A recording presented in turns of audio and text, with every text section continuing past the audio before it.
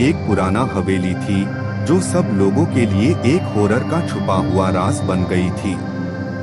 हवेली के बारे में कहानियां थी कि वहां रात को अजीब सा आवाज आती थी और कभी-कभी लोगों को ऐसे लगता था कि कोई उनके पीछे खड़ा है, लेकिन जब वो मुड़कर देखते तो कुछ नहीं होता।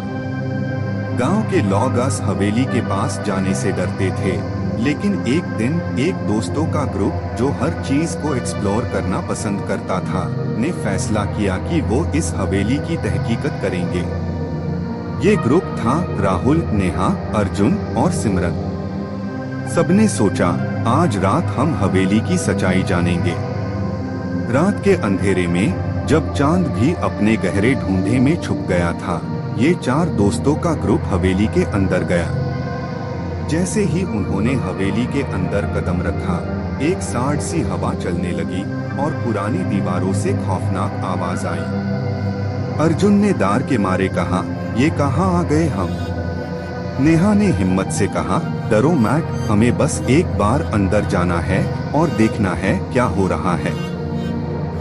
जब वो लोग अंदर गए तो पुराने घंटी की आवाज सुनाई देने लगी और एक पुरानी डस्टफिल्ड पेंटिंग के सामने एक भटकती रूह की तस्वीर थी।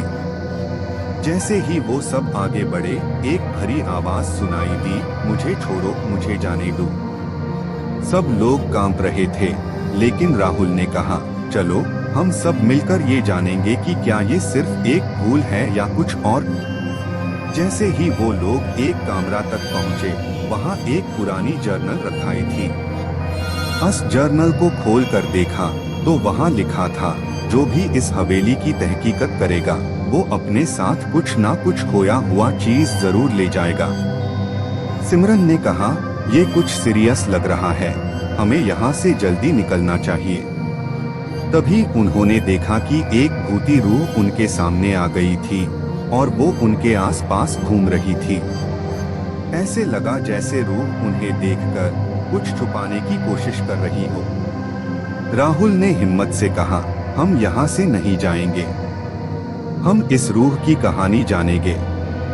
और फिर जैसे ही वो रूह के पास पहुँचे, वो रूह कहने लगी, मैं तुम्हें मार नहीं सकती, लेकिन तुम्हें यहाँ से कुछ ले जाना होगा।